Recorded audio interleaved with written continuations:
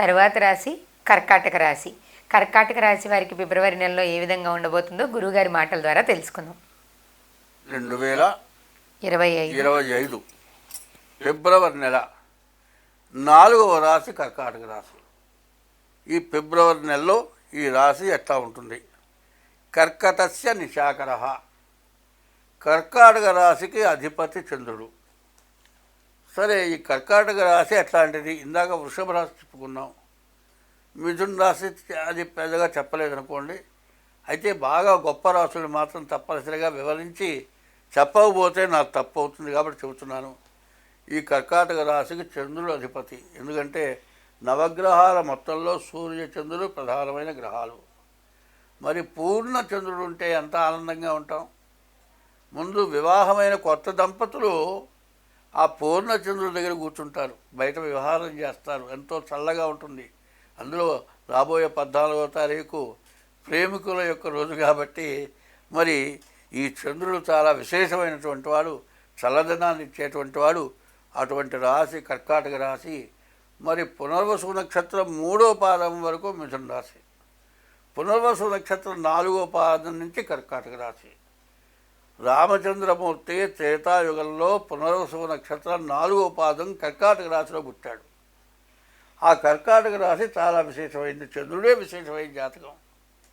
కర్కాటక రాశి ఇంకా అంతకంటే విశేషమైన జాతకం. ఈ కర్కాటక రాశి చంద్రుడే కాకుండా ఆ రాశిలో రామచంద్రమూర్తి, శ్రీ మహావిష్ణువు, రామ అనే 2 పేర్లు. రా అంటే నారాయణలో 2వ అక్షరం, మా అంటే మరి నమశివాయలో 2వ అక్షరం. ఈ 2 కలిసి రామ అయింది. అటువంటి రాముడు పుట్టినటువంటి నక్షత్రం కర్కాటక రాశి. ఆ కర్కాటక రాశికి చంద్రుడు అధిపతి కాబట్టి రామ కాకుండా చంద్రుడు రామచంద్రుడు అయినాడు. అయితే ఈ రాశిలో పుట్టిన వాళ్ళు రామచంద్రుడు అంతటి వాళ్ళు. మరి ఏకపత్ని వ్రతులు అవుతారు, మంచి జ్ఞానం గల వాళ్ళు అవుతారు. తాను తిరగబోయినా పట్టుబడుకుంటారు, కానీ నేను తినలేదని మాత్రం ఎవరికి చెప్పరు. ఆయన పెళ్ళాం కంటే ఇంకా పెద్ద అంత అన్నగత్తి అయినా సరే ఆమె జోలికి పోడు. ఒకవేళ ఎవరన్నా ఎమ్మడబడ్డా కూడా, ఒకప్పుడు మరి రావణాసురుడు చెల్లెలు శూర్పణకి ముక్కు చెవులెట్ట కోసి పంపించారు, అట్లా చేస్తారు వాళ్ళు. అంత పరాభవన చేస్తారు. అటువంటి మంచి స్వభావం గల రాశి కర్కాటక రాశి. అయితే ఈ కర్కాటక రాశి కూడా ఉన్నది అంటే మరి 4 గ్రహాలు, రవి, బుధుడు, గురువు, కేతువు. ఈ గ్రహాలు బాగున్నాయి. మరి వ్యాపారం చాలా బాగా సాగుతుంది. గురువు ఏకాదశిలో ఉన్నాడు, విద్య బాగా సాగుతుంది. కేతువు బాగున్నాడు, ఎంతో జ్ఞానం కలిగి ఉంటారు. కానీ అన్నిటినీ మించి ఇంకోటి ఉంది. నాది కూడా కర్కాటక రాశి, నాది కూడా పుష్యమి నక్షత్రం. ఈ కర్కాటక రాశికి అష్టమంలో శని ఉన్నాడు, చివరిదాకా వచ్చాడు. శని వక్ర స్వభావం గలవాడు. ఎక్కడ తప్పు చేస్తే అక్కడ బాస్తాడు, మామూలుగా కాదు. ఎట్లా ఉంటుందంటే, నడిచి వెళ్ళేటప్పుడు ఎవరైనా సిగరెట్ కాల్చుకుంటూ వెళ్ళేటట్లయితే అందరూ దాదాపుగా కట్టుకుంటే గుడ్డలన్నీ కూడా పాలిస్తారు గుడ్డలు. ఆ బీడి రవ్వ, సిగరెట్ రవ్వ వచ్చి గుడ్డ మీద పడ్డదంటే అది చల్లారే లోపలే గుడ్డ దగ్గర చిన్న బెద్ద పడిపోతుంది. గుడ్డ కాలితే శని పట్టుకుంటాడు. మనం వెళ్ళేటప్పుడు ఏ తలుపో ఏదో పట్టుకొని చిరిగిందంటే గుడ్డ మరి శని పట్టుకుంటాడు. స్నానం చేసేటప్పుడు గుడ్డ తడవకుండా స్నానం చేస్తే శని పట్టుకుంటాడు. మరి ఇట్లాంటి పనులు చేస్తే శని పట్టుకుంటాడు.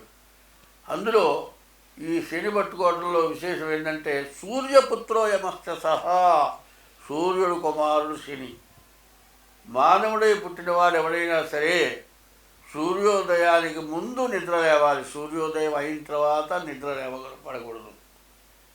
కనపడే దేవుడు ఇందుగలడు అందులేనది సందేహమూలదు శక్తి సర్వోపగతుడు నిండెందుగల వెతకి చూచిన అందందేయగలడు దానవాగ్రని వింటే అని చెప్పిన మాట ఏమిటంటే, వరల్డ్ మొత్తంలో కనపడేవాడు ఒక్కడే సూర్యుడు. అన్ని మతాలు చూసి పండుగ చేసే సూర్యుడు ఒక్కడే. అందరికీ దేవుడు ఒక్కడే. ఇది ఆధారం కరెక్ట్గా ఉంటుంది. కాబట్టి ఆ సూర్యపుత్రుడు శనీశ్వరుడు ఎట్లా అంటాడంటే, సూర్యుడు వల్ల ఎంత, దేవుడి వల్ల ఎంత మనం ఫలితం పొందుతూ ఉన్నామో, ఎటువంటి రోగాలు వచ్చినా కూడా తెల్లవారు పొద్దున్నే లేచి సూర్య కిరణాలు పడితే రోగాలు పోతాయని చెబుతున్నారు కదా.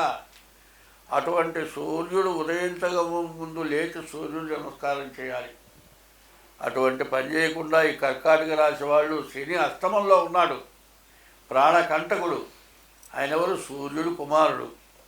మరి సూర్యుడికిన్నో శనికి కూడా బద్ధవైరం.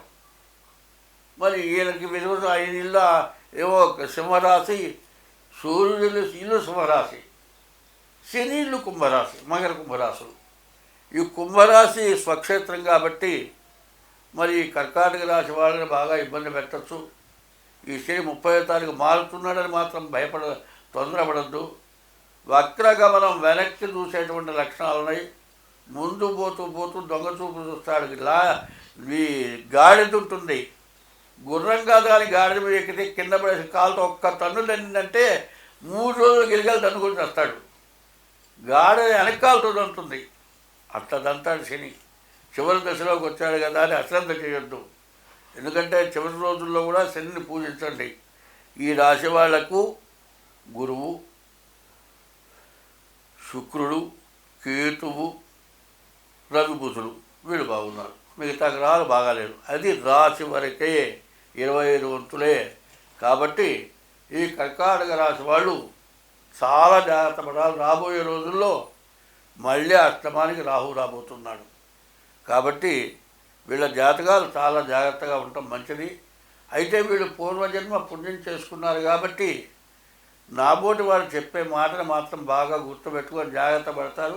నేను మొదటి నుంచి అట్టగా జాగ్రత్త పడ్డాను.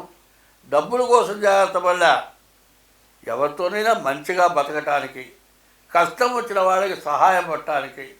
డబ్బులు పోయినా సరే నా డబ్బులు పోవటం కాదు, వీడి వల్ల నేను బాగుపడ్డాను. బయటికి అనకపోయినా కడుపులో పెట్టుకునే దండం పెట్టుకుంటాడు. ఎదుటికి వస్తే ఎవరో వీడి డబ్బులు ఇవ్వాల్సి వస్తుందో ఇబ్బంది పడుతున్నాడు అనుకుంటాడు. కానీ లోపల మాత్రం బాగా రావడం వల్ల నేను ఇవాళ బతుకుతున్నాను, బాగున్నానని మనస్ఫూర్తిగా చెబుతాడు. అటువంటి కర్కాటక రాశికి మరి రాబోయే రోజులు కూడా దాదాపు సంవత్సరం 10 నెలలు రాహు మళ్ళీ కుంభరాశిలో ఉండబోతున్నాడు. మరి శని, మరి రాహువు, మరి తర్వాత ఇప్పుడున్న గ్రహాల్లో కల్లా కుజుడు పూర్తిగా బాగాలేడు. అనారోగ్యాలు రావడానికి, యాక్సిడెంట్ అవ్వడానికి కూడా అవకాశం ఉంది. కాబట్టి జాగ్రత్త పడాలి. మరి ముందుగా జాతక చక్రం వేయించుకోవాలి, చూపించుకోవాలి. వ్యాపారస్తులకు ఎదురు లేదు కదా అని తొందరపడద్దు. వీళ్ళకు కూడా మరి అర్ధాష్టమంలో రాహు ఉన్నాడు. మరి కుంభంలో ఉన్న రాహు శనివు కూడా అర్ధాష్టమ ఫలితాలు చూపిస్తాడు. కాబట్టి వ్యాపారం జాగ్రత్తగా చేసుకోండి. కొత్త వ్యాపారాలకు పోవద్దు. ఉన్న వ్యాపారం జాగ్రత్తగా చేసుకోండి. వాళ్ళు బాగుంది కదా అని చెప్పి కొత్త వ్యాపారాలు చేస్తే దెబ్బతింటారు. తర్వాత ఇంకోటి ఏంటంటే మీ చేతి మీదుగా ఎటువంటి ఆధారాలు లేకుండా డబ్బులు ఎవరికి ఇవ్వద్దు. అసలు అప్పులు ఇవ్వటం మంచిది కాదు. అప్పులు ఇస్తే తిరిగి డబ్బులు రావు. అందువల్ల ఉన్న డబ్బులను జాగ్రత్త చేసుకోండి. ఉన్నాయి కదా అని ఎగిరిపడబాకండి. ఒక విపరీతమైన ఫ్యాన్సీ ఐటమ్స్ ఉన్నాయి. ఒక్కోటి 1,00,000, 2,00,000 కూడా అవుతాయి. 1,00,000, 2,00,000 పెట్టి ఒక ఆయన ఏదో పెద్ద సోఫా కొన్నాడు, బయట పెట్టాడు, నా దగ్గరికి వచ్చాడు. ఆ సోఫా బయట పెట్టగానే వాళ్ళ నాయనకి హార్ట్ అటాక్ వచ్చింది. డబ్బులు లేవు. బయట పెట్టగానే వచ్చిన వార్త, అయ్యా నా గుడ్డు తీసుకోమంటే 50,000 కూడా తీసుకుంటున్నాడు. ఫ్యాన్సీ ఐటమ్స్ అట్లా ఉంటాయి. కాబట్టి ఈ టైంలో అనవసరం ఫ్యాన్సీ ఐటమ్స్ కొనటం కానీ చేయొద్దు. డబ్బులు ఏమైనా ఉంటే బంగారం కొనుక్కోండి. బంగారం కూడా ₹1,00,000 దాకా పోవటానికి సిద్ధంగా ఉంది. కాబట్టి జాగ్రత్తగా ఉండండి. అన్ని విధాలా బాగుంటుంది. స్వస్తి.